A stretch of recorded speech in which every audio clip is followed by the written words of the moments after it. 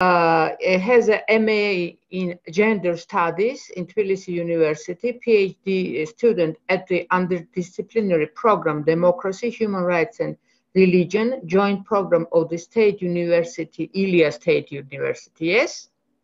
Yeah. Yes, the joint program at Ilia State University and the University of Munster, collaboration between Georgia and Germany. Okay. In addition to working as a researcher and lecturer, Aia has been involved in feminist and queer activism in Georgia for about 5 years. Currently, she is an activist at Tbilisi Pride, the initiative which was founded in 2019. So, floor is yours now, and you can start your presentation. Thank you. Good afternoon, everyone. As you can see, I will make the presentation about LGBTI rights in Georgia, and namely, I will focus on freedom of assembly and anti-gender movement.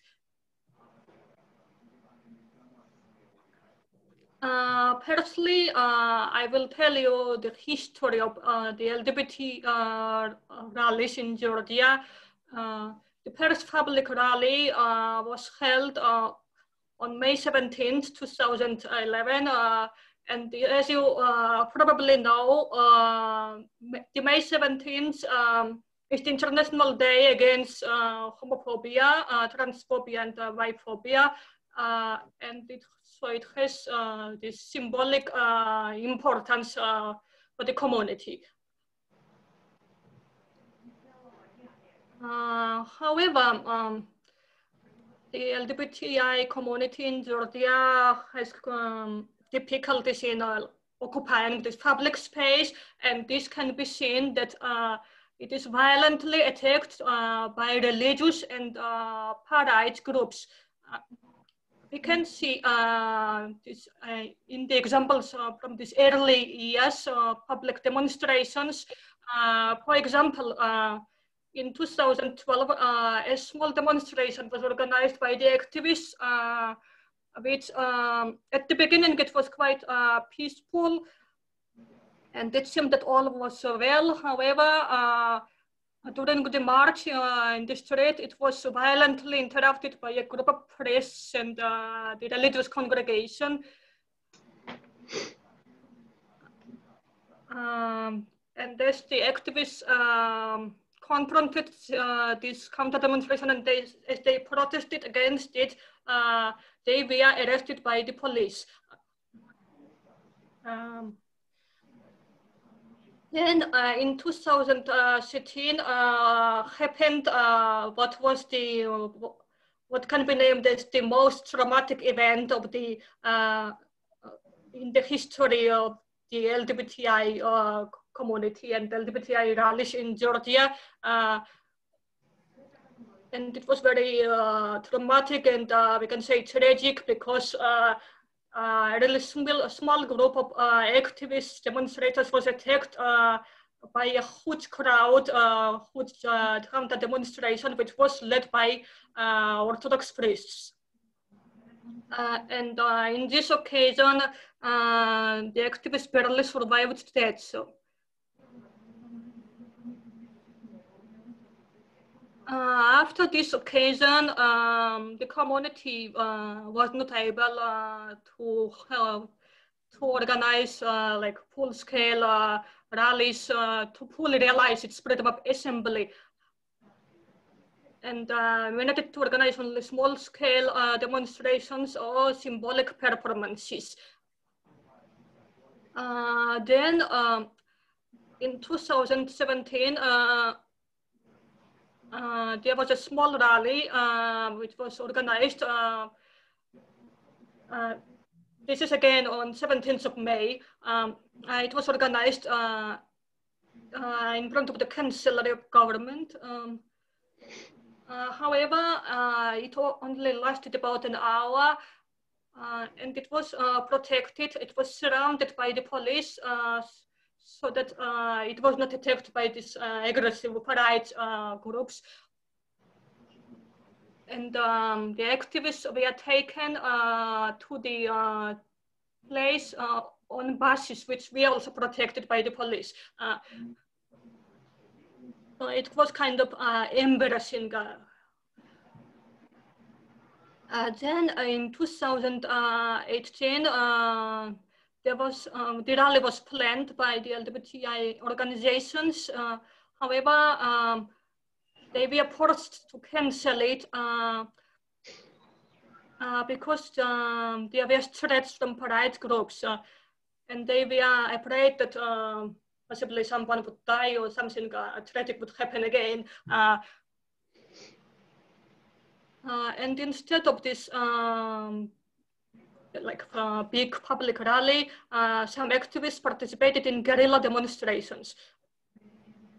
Then in 2019, Tbilisi Pride was founded, and as you probably know, prides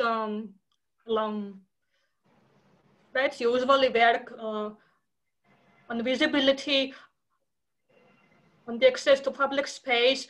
So naturally, Tbilisi Pride also wanted to organize march in Tbilisi. However, it was also actively threatened by the pride groups.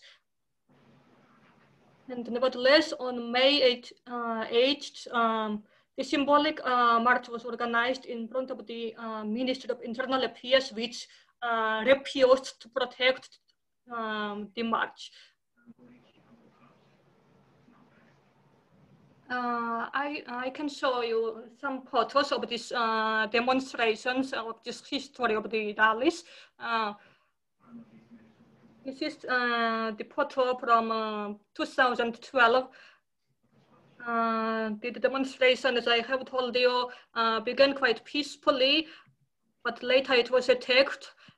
And you can see how one of the queer activists is arrested by the police.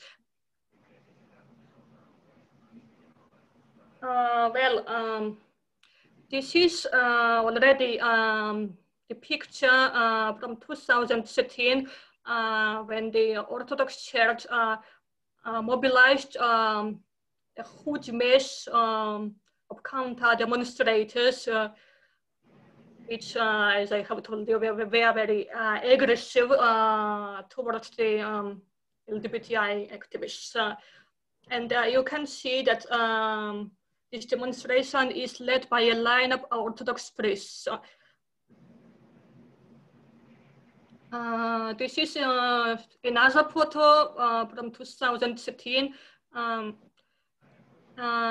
another priest who is holding a chair, the so-called taburetka. And this chair later became the symbol of this violent occasion.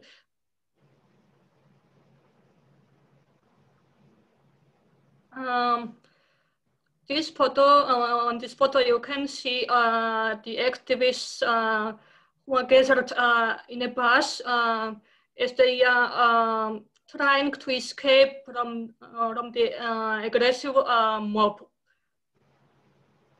And you can see the shocked expressions on their faces.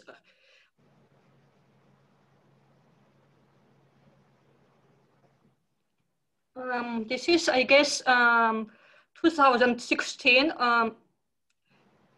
This year, there was a conference, the World Congress of Families, which is the American ultra-conservative coalition, organized a conference in Tbilisi. I mean, this is coalition is a very important part of the anti-gender movement. And so you can see the activists who brought this taburetka painted in rainbow colors.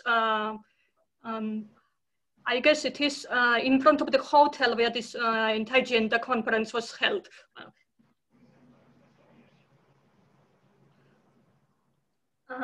This is 2018. And in this case, as I have told you, the organizations were forced to cancel the planned rally, and this is one of the guerrilla demonstrations that was held instead of the rally.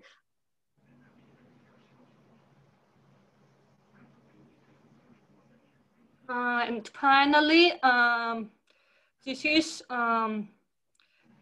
the March of Dignity organized by Tbilisi Pride in 2019, which was also done really hastily, and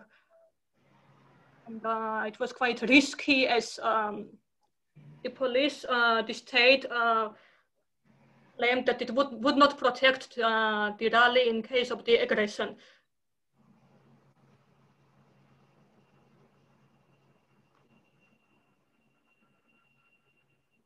Now I will tell you about the pride groups and how they were organizing. As you could see, in 2012 and 2013, these violent anti-LGBT demonstrations were led by the Orthodox press. This shows that the Orthodox Church of Georgia was actively and visibly involved in the anti-gender organizing at this time. However, this pattern has changed somewhat, and in 2016 and 2017, pride groups became organized in different ways.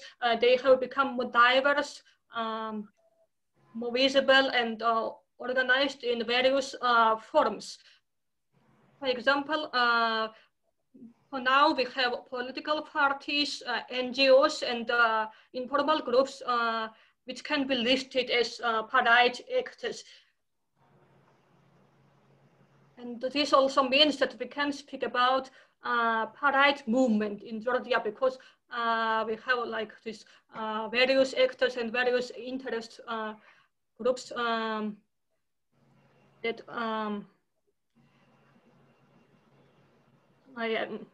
that represent this movement.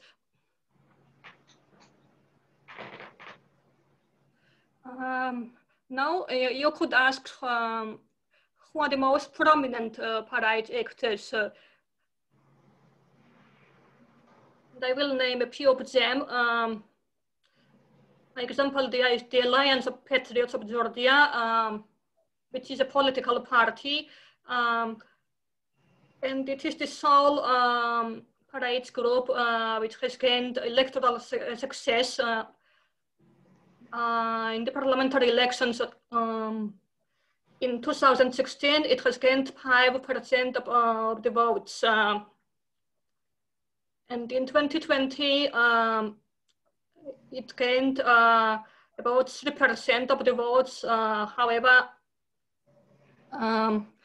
this last elections is contested, and the political crisis that is now ongoing in Georgia.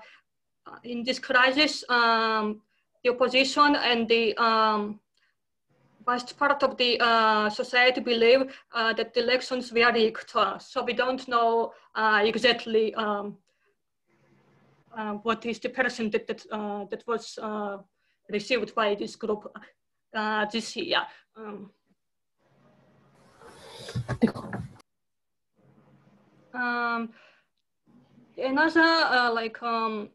Another visible and well-organized group is Georgian March, which began as a kind of social movement,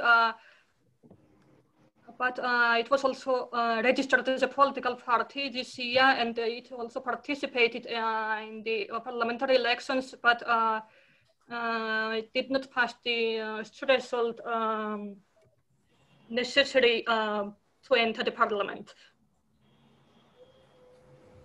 Well, Georgian March is known by holding protests and demonstrations against immigrants from the eastern countries, from Africa, and also they are known by their homophobic attitudes and the aggressive demonstrations against the LGBTI community.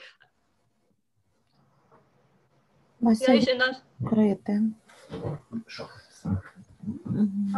Did anyone want to say something? No? No. Okay, I will continue then.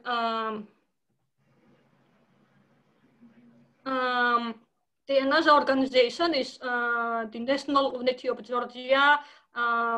This organization is quite often about its fascist and the national socialist orientation.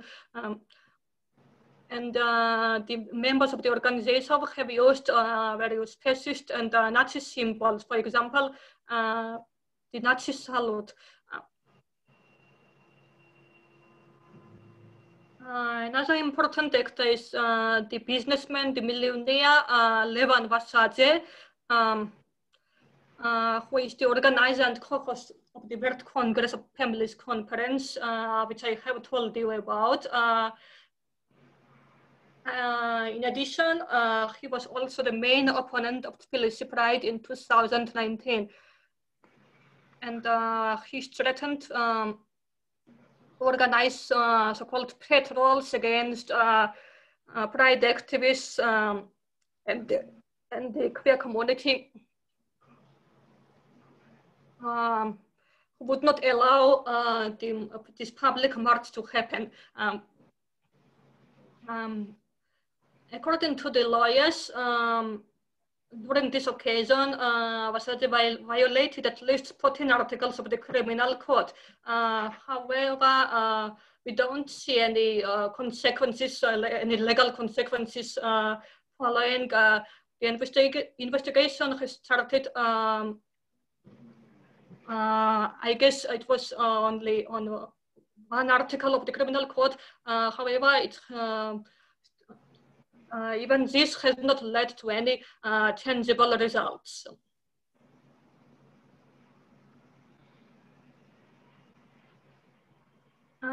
Finally, I will share you the findings of the research which I have done about the pride groups.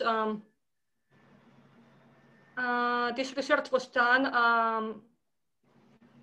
in the product of Tbilisi Pride.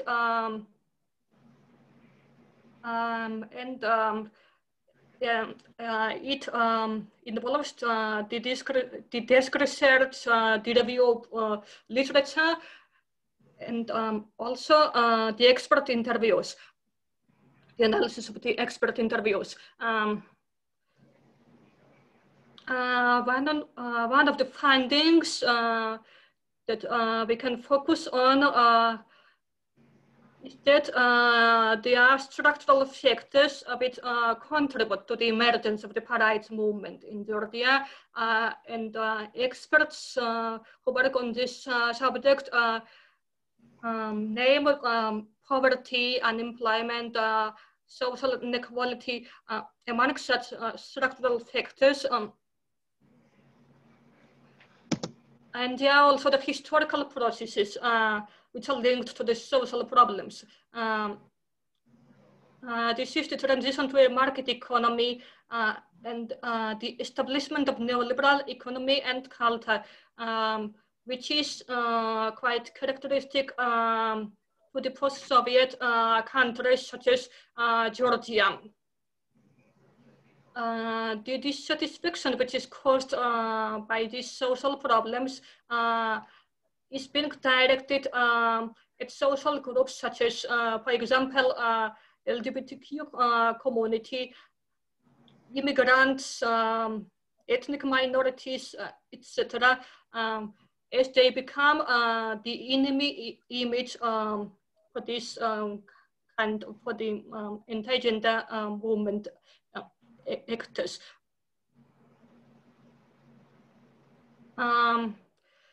In addition to the structural factors, there are also micro-level factors which are enacted on on the level of the individuals, such as, for example, the fear that we will somehow lose national and cultural identity, and that the LGBTI community is somehow contributing to this loss. In this case, by the pride groups, the nation is seen. The nation is considered as a homogeneous group,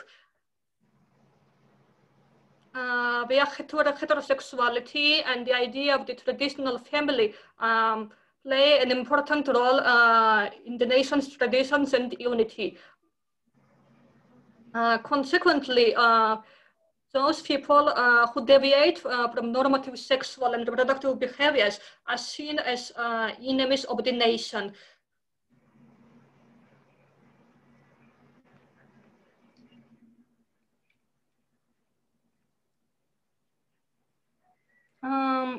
We can also say that the pride movement can be interpreted as a counter movement because it is reactionary and it reacts to the empowerment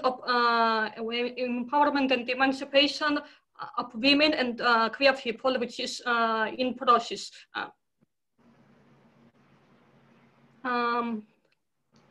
The reactionary movement is based on the idea of maintaining traditional gender roles and gender inequality. And this is clearly seen in their discourse and in their practice in the movement.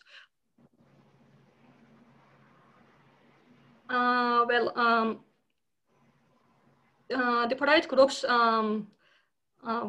of course, anti-feminist, and this anti-feminist is also linked with their anti-liberal sentiments. They have some kind of idea of a feminist who is seen as an enemy image. And in addition, feminist is often equated with NGOs and liberals, which are stigmatized terms. And you know that that NGOs are also seen as like grant eaters who don't do any benefit to the society. So this is kind of stigma that these NGOs and feminists share.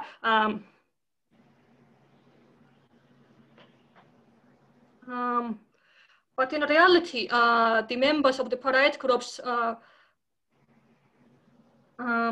have no information and no knowledge about feminism as an ideology.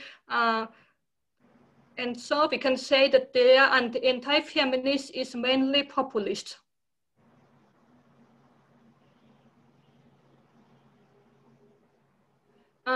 These pride movements, which are organized on local and national levels, can be regarded to be a part of the transnational anti-gender movement.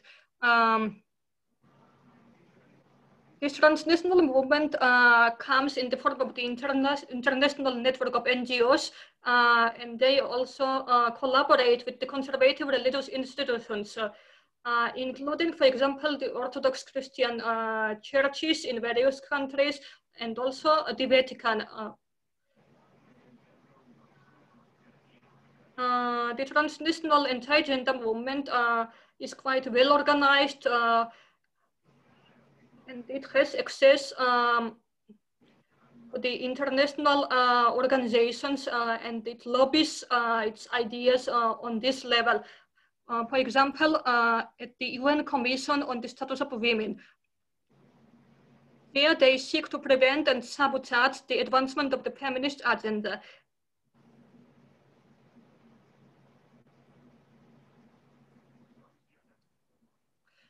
In conclusion, we can sum up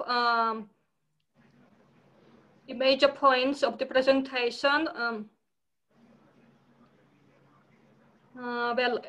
In the years 2012-2019, the freedom of assembly of the LGBTI community in Georgia has been limited because of the violent attacks and threats from the far-right groups. In 2012, 2013, like in these early years, the anti-gender demonstrations were led by the Orthodox Church of Georgia. However, in later years, the far-right groups became more diverse and more organized. These far-right actors have ties with Russian as well as the American funds and organizations. Well, for example, the political party that I mentioned, the Alliance of Patriots, is known to have financial and political ties with Russia and Russian organizations. While there is also this World Congress of Families and Levan Vasadze, who is quite active on this front.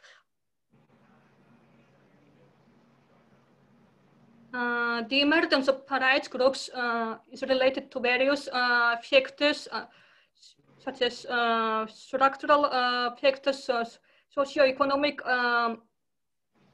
difficulties, the fear of losing the national identity. However, it can the movement can also be interpreted as a counter movement, which reacts to the empowerment of women and queer community, as well as to the success of feminist agendas. Well, this was the last slide. Thank you for your attention. And if you have any questions, any comments, I am ready to answer.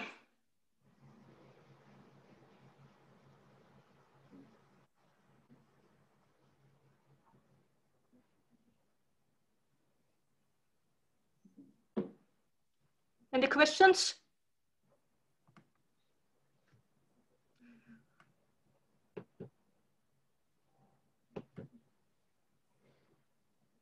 Or maybe you want to know something, you want to get some additional information about the subject which was not mentioned in the presentation.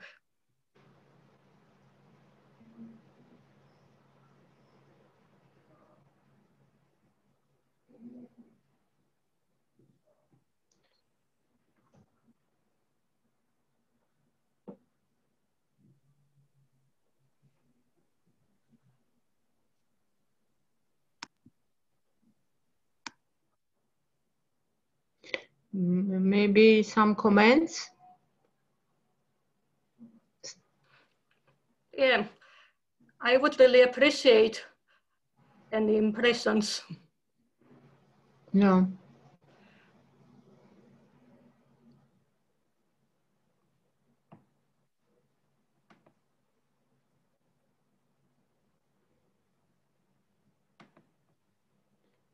I don't see the questions.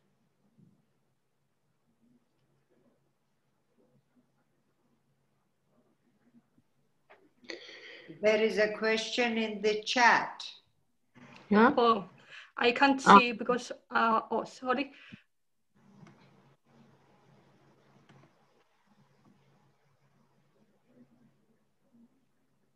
Okay, I will read the question and then answer it. Thank you for your presentation. Does any movement in your country support LGBT rights? This is a question from Anastasia Kirichenko. Thank you for the question. Yes, I guess there are some movements that support LGBT community. especially since last year when this new initiative of Tbilisi Pride was founded. And I am also the activist of Tbilisi Pride, as was mentioned by Katie in the beginning. So we tried to mobilize our allies, our supporters, and so far we have allies in the women's movement in Georgia, and also the same movement, which is a political movement and has been fighting for the constitutional change about the electoral system.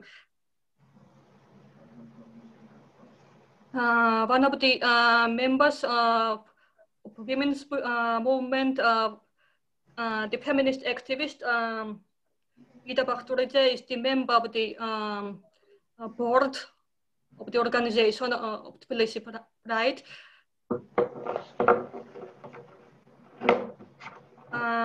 In addition, our allies try to support us to get access to media or to public spaces in other ways. For example, the activist of Tbilisi Pride, Ketevan was invited to the rallies of the same movement, and he spoke there openly as a representative of the gay community.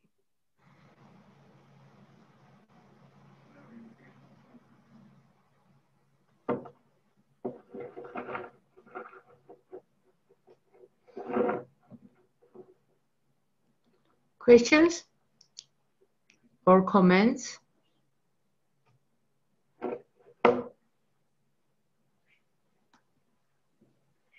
Any more questions?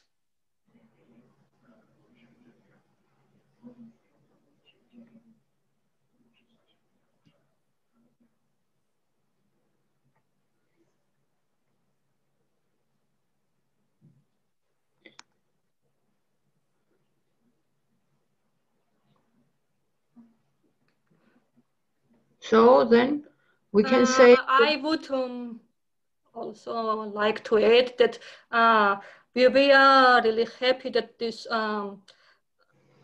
political parties, pride political parties did not manage to gain popular support this year.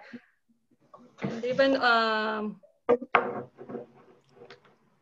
this support for the Alliance of Patriots seems to have been decreased. So I hope that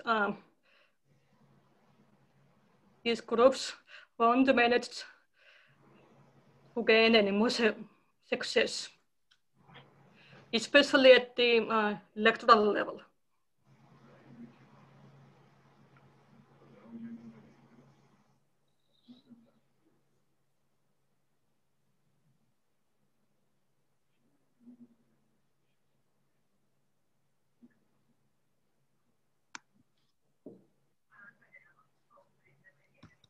Dear Aia, thank you for your impressive speech. And I think that you will making a lot for your organization, and I think that anti-gender, we will be more stronger, and we will fight with anti-gender movement, because without this we cannot be a democratic and liberal country, yeah, and liberal people. So thank you, and I think that we shall meet for many, many times, as we are fighting for the same. Sure, and I want to thank you and the Liga for inviting me, and hope that what I shared was interesting, and sure we are working for the same cause. And I hope that we will support each other in the future as well. Thank you. Thank you very much, Aya. Thank you. So now the third one, I want to present myself. I'm Ketevan Kurtskhalia. I'm a coordinator of the project and one of the member organizations member, the GNEP member, and I'm very proud that I'm a member of this network, because we start, I remember the time when we start from one country, then we prolonged our feminist schools with Azerbaijan and Armenia, and now this day we are having 6 countries and we are conducting feminist school, and pandemic will not be anti us, because we managed to make online. So it's not necessary to meet, but it's good to touch each other, because we are a very, very big group. So I will start now my presentation, and this presentation, some kind of, one moment, one moment. So, okay. Do you see my presentation? No, we can't. No, one moment. Then one moment. Unfortunately, my share screen. Yeah? Oh. Marta, can you help me? Or host? You have host rights. I see you are host, co-host, Katie. Yeah, but share your screen. Yes. Yeah, okay, I shared this, but nothing. Only I see only you. Вам надо нажать «Поделиться экраном» и выбрать вкладку, которую вы делите. Okay, okay. Share screen and this. Okay, do you see? No.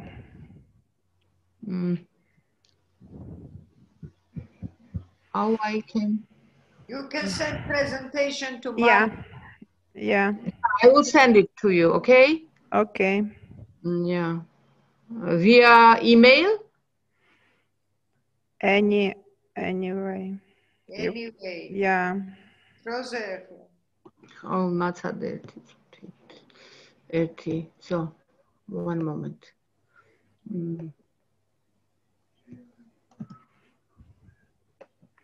Ярина, а я зможу share screen?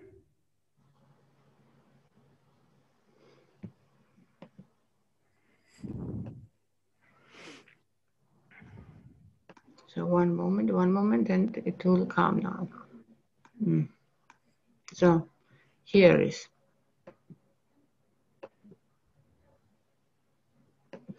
So, but in the beginning, I will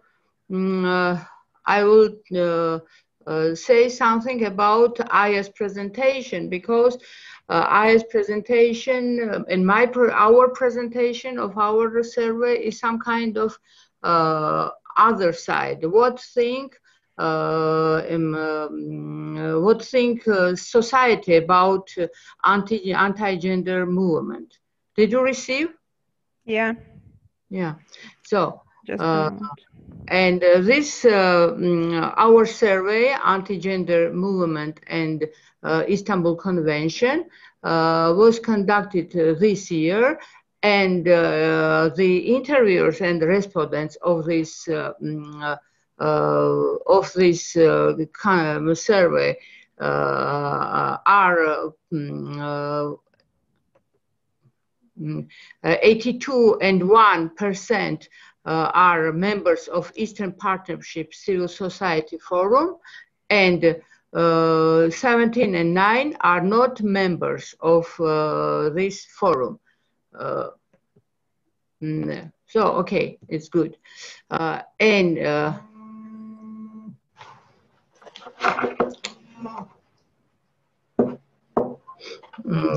Sorry, they call from forum to me now.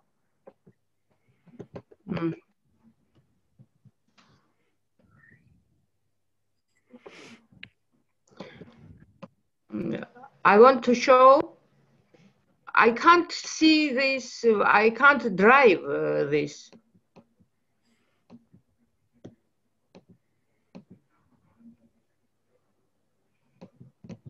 Marta. Yes. It's stopped only on one slide. Okay. Can you say me when I have to? Okay. Yeah. Okay. No problem. I will run.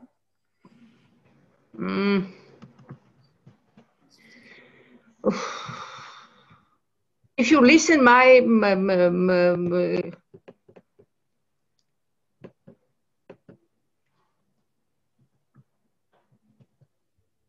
what can I do? I can't move the slides.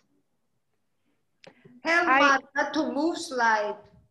Yeah, I will move. Yeah. Marta, move slide. Tell her. Move slide, please. This slide shows you the evaluation of our interviews,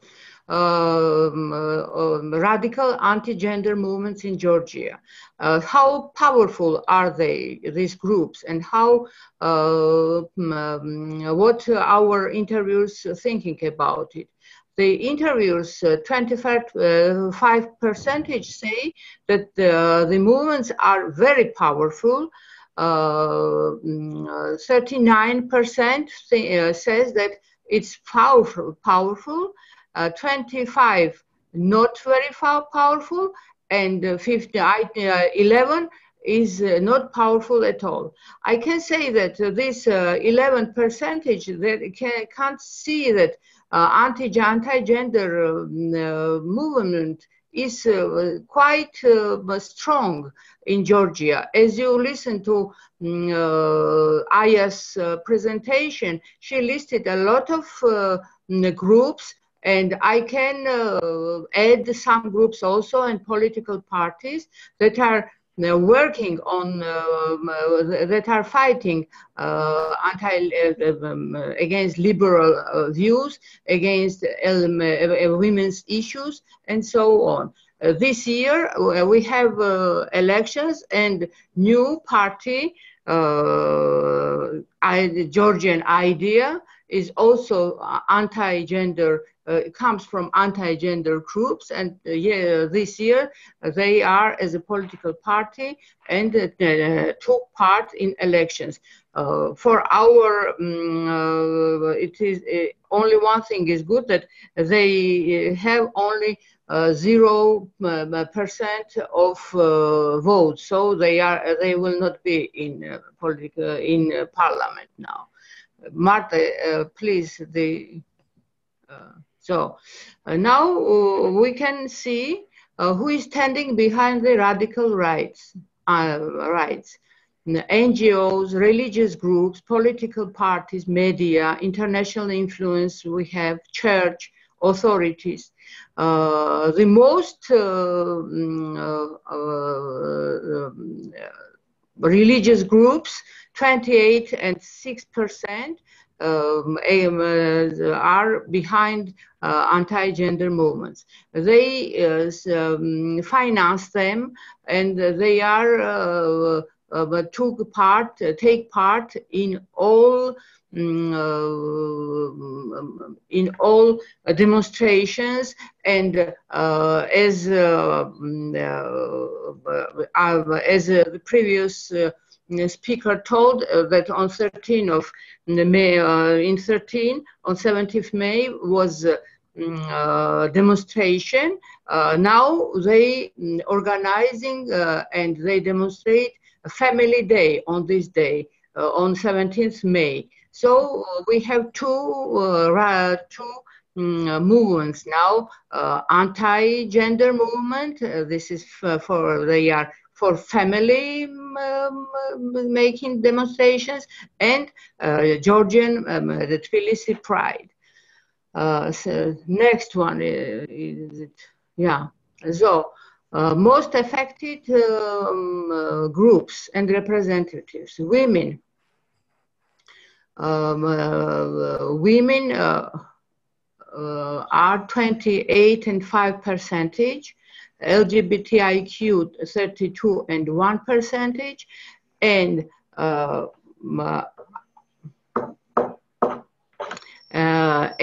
this shows that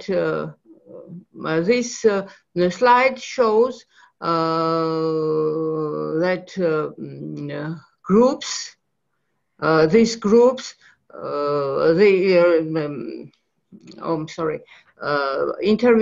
respondents divided the attacked groups in this way, but sometimes in some answers they don't think that the government representatives are attacked. Only 2 or 3 of them decided and say that government representatives are attacked by anti-gender movement.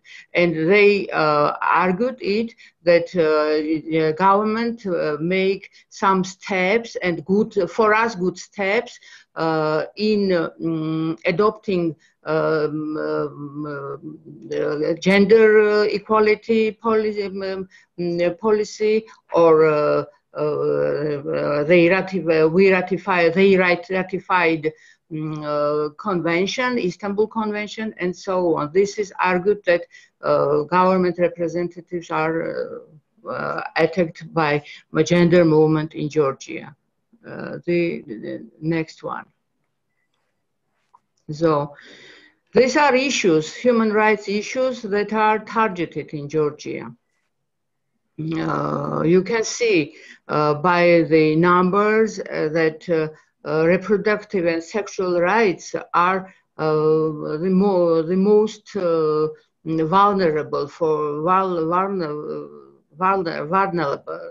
vulnerable for the radicals, because church is against of reproductive and sexual rights, and the church is against of reproductive and also sexual education at schools, as they want to make at schools only religious education.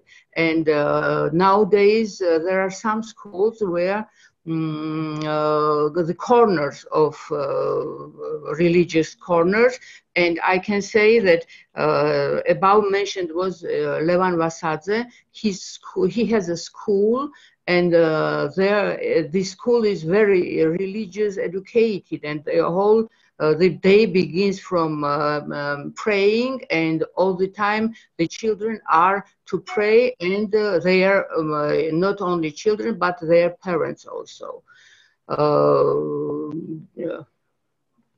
Next one. So, and what about church and religious? The Orthodox Church plays a significant role in strengthening the anti-gender movements in Georgia. They are messaging to people that the first step of their message is we are losing families, and then it increased that we are losing Georgia, but they are not talking about territory. They are talking about belief, about traditions, and they say that traditions are changing, but they are don't think that tradition gains and loses something, you see, and it's have to change every time, because it's impossible to live in the same traditions as it was in 19th or 18th centuries. And they are against gender equality, because gender equality is against of our belief values. And so I told you that they are messaging all the time. We are losing Georgians. We are losing Kartveloba. It means ethnicity, not Georgia, but ethnicity. Thank you. Next one. So about civil society. Civil society is divided in two parts or split. Yeah, 20% to 5% of respondents think that civil society contributes to establishment and strengthening of anti-gender movement in Georgia. The gender stereotypes in civil society contribute to strengthening of anti-gender movement. I want to say about one civil society group. It was founded in 15th. This group is called Georgian Power, and the members of this group are very, very young people. They are in their teens and or 20s, not more. And they are against of LGBTIQ groups. Also, they are against of feminism, and they are known as they made attack in 2016 on vegan cafe. It was a very it was big case because they after that there was some demonstration against this movement, but they are on Facebook, and they are conducting their anti gender movement from this page. The other side of civil society plays a central role in awareness raising and protecting human rights, as well as managing information, conducting campaigns, and also have advocacy processes. The goal of the civil society is to establish constructive communication and coordination with all stakeholders, maintain responsiveness to processes, and develop a united policy with shared views and influence public opinion. The pro-gender equality civil society contributes to raise public awareness through trainings and distribution of relevant information. But I don't want to repeat the previous speakers' list, but there are, as she listed, Georgian Idea, Georgian March, these political parties that are proclaiming themselves as the bearers of pure Georgian idea, and they treated the civil society that contributes to liberal values as enemies. Next one, please. So political parties during pre-election campaigns attack liberal political parties as they say that these liberal political parties promoting LGBTQI groups. In generally, political parties pay little tribute to anti-gender movement. Only then they need them as a voters or as a supporters. But certain political parties contribute to forming and strengthening of anti-gender movement. So next one, please. About media, there are different ideas, but in generally, the traditional media for the interviews is engaged in the anti-gender campaign and demonstrates it in both open and covert propaganda. Traditional media only focuses on scandals. I can say to you that every day the traditional media starts with murders, with scandals, but if very few, they talk about our problem. Traditional media seems to be waking, and the other idea of interviews is traditional media seems to be waking up and trying to address these topics. So little by little, maybe traditional media will underline the liberal views and so on. Next one, please. Social media and internet platforms. As I told you about this Georgian power, they are representatives of social media, and they disseminate the ideas against feminism and against LGBTIQ. And they work more and then in regions. And they promote and support the forming of anti-gender movement in regions of Georgia.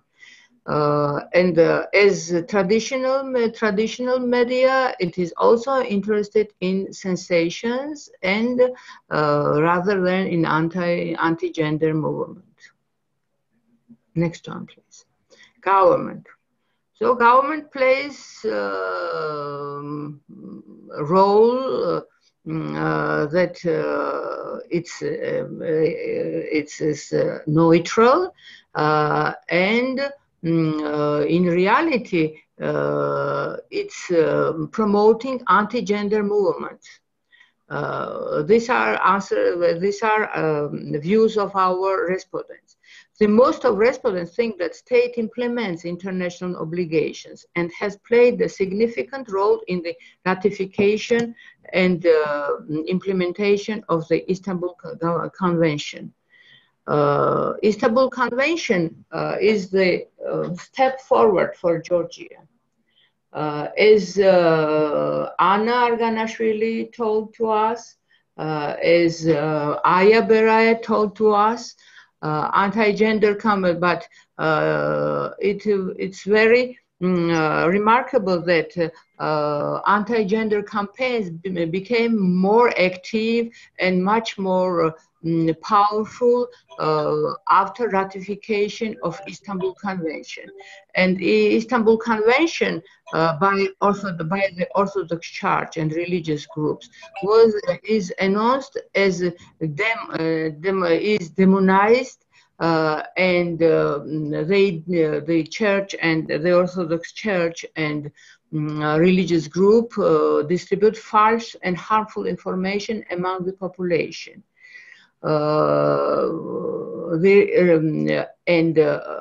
Some respondents think that the ratification implementation of Istanbul Convention will not be affected by the anti-gender movements, as the government of Georgia strongly supports the implementation of the Istanbul Convention in the country.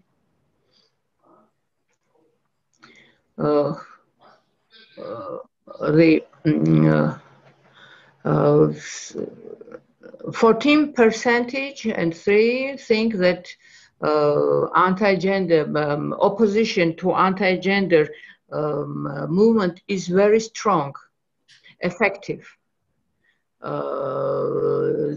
Effective is for 32.1%, not very effective 25%, and not effective at all 28.6%. These numbers and this percentage, I think, are not real, because the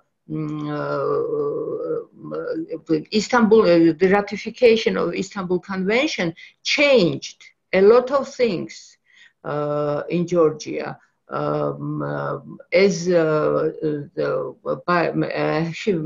According by this convention, adopting this convention shows us that we can fight, women can fight, and domestic violence will be little by little punished, and gender-based violence also will punish. But we have to wait a little bit, because it's only 3 years it is implemented, and the society now tries to learn how to, women now try to learn how to fight against it. Next one. So this question, importance of regional cooperation, united all respondents. They all say that regional cooperation is very, very serious and critical issue, because sharing of experience to study international best practices and unite efforts against the anti-gender movements from different countries will strengthen us. And it can, this regional cooperation can be comprised from different following: united campaigns, joint petitions to international bodies, in international conferences, to conduct international conferences, workshops, sharing of experience, and etc. So we have a very good example by our school, that we have international online feminist school, and we are sharing all our experience. We are unite our efforts against anti-gender movements, and little by little, this regional cooperation will be increased. And I think that even our GNEP, after the school, will have a new members, and it will widen and widen. As for funding, the first of all, the respondents list also the Orthodox churches and religious groups, because these Orthodox church and religious groups are very powerful in Georgia, and they are they are rich. Even on every corner they have their shops, say nothing about territories, and this year was even a new law about that territory surrounded the monastery will be belong to church. So they have a lot of money, and they are anti gender equality, so they are funding anti-gender movement. Also right-wing international organizations. Some political parties also funding these groups, and foreign governments also.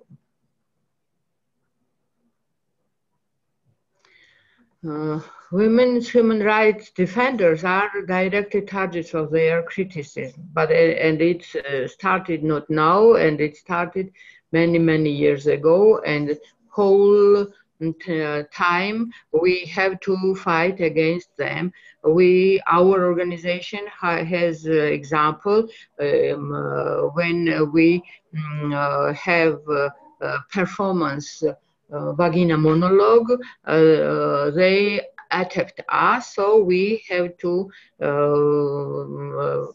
ask police to defend us, and all other women's groups and organizations who are working on these women's issues.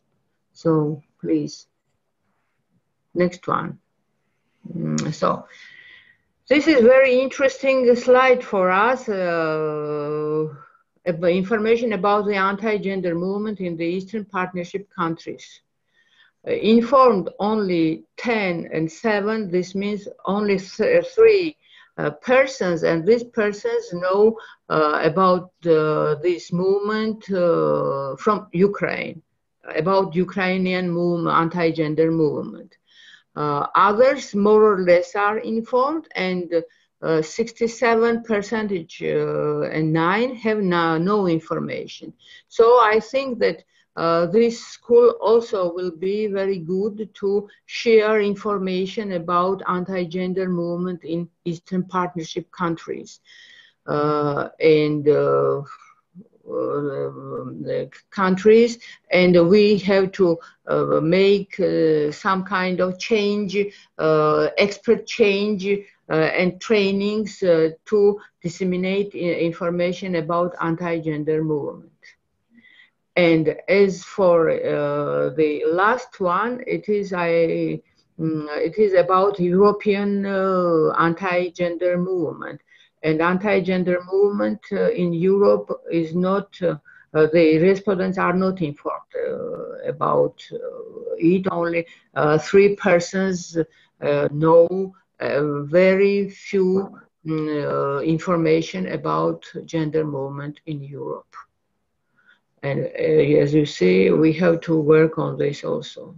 So thank you. I was a little bit disappointed that I could not share from my screen, and my presentation was a little bit diffused.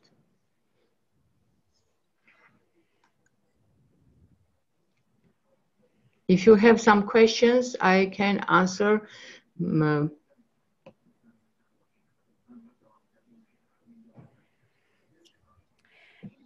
Thank you very much, dear Katie. I have a question about Orthodox Church in Georgia. Do you have any initiative about separation of church from government? Because if I understand good, you have church is not separate with government, yes? With state? No. No.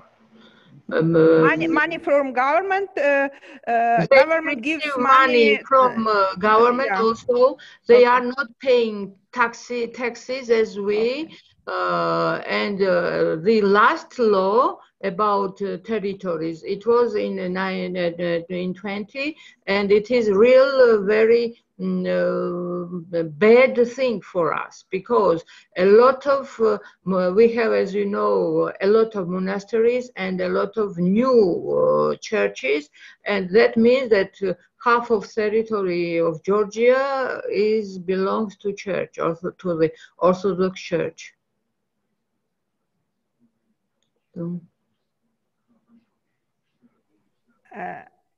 And do you have some initiative for changes this situation?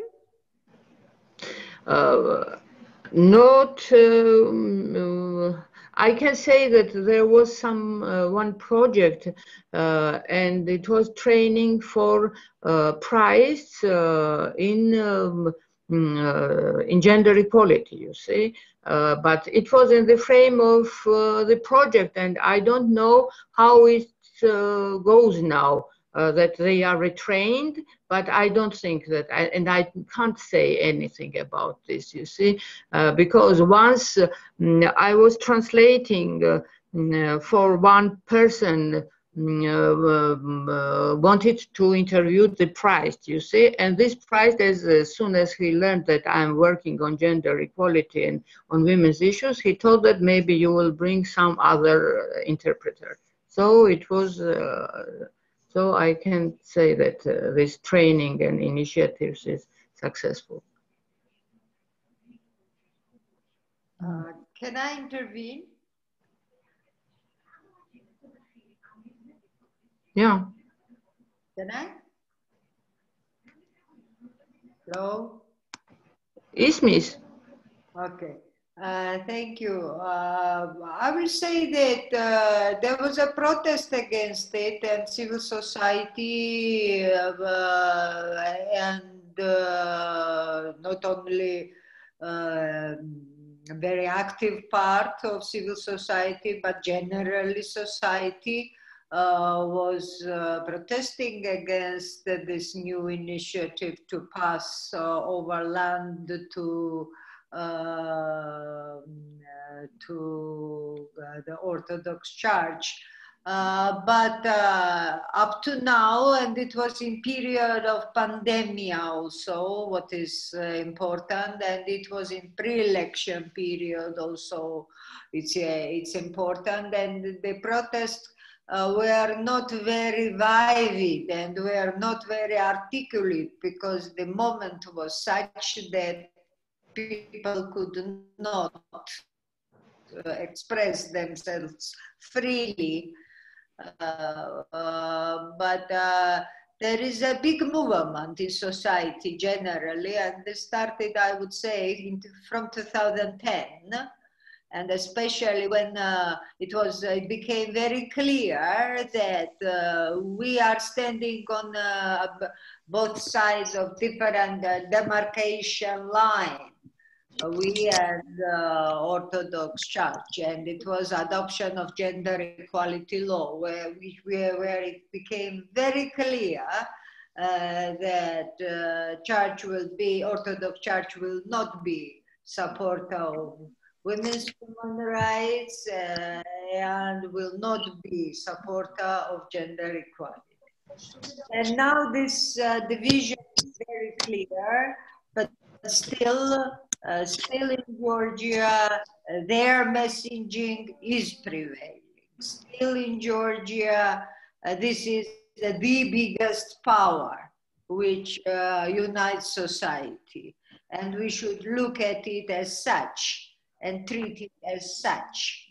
And take our discourse really much more powerfully than we did it before. Because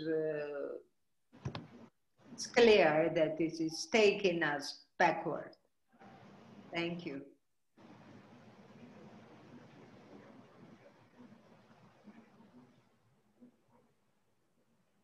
Maybe you want to intervene with your examples from Ukraine or Moldova.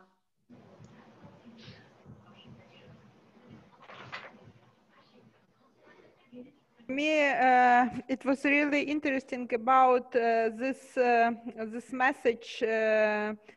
They are losing Georgia. Yeah, it's because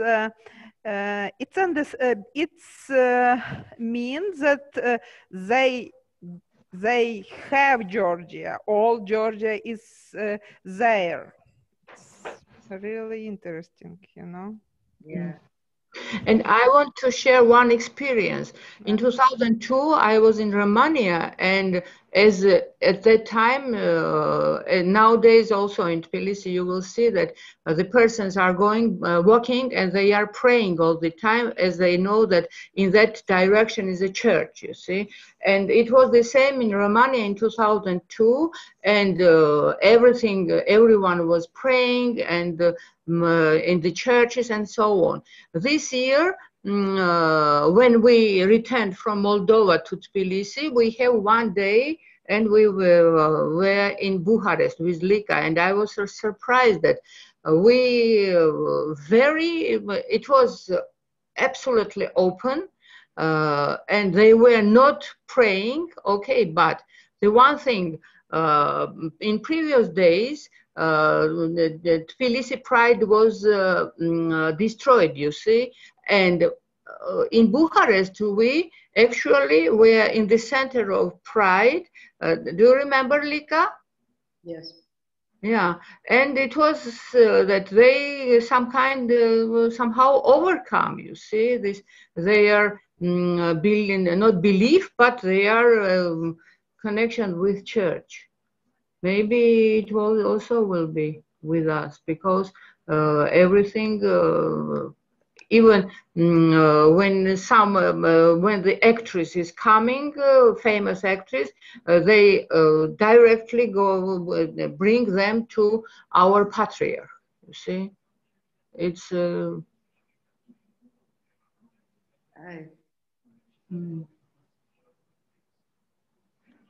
No, I think that we can over our session.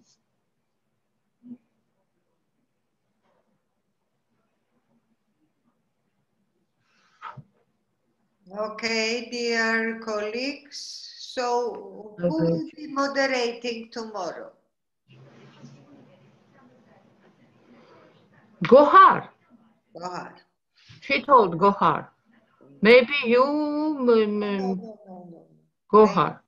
Thank you, and thank you very much. And especially I want to thank Aia for her wonderful presentation and for her input in our school. And I'm looking forward to our future cooperation.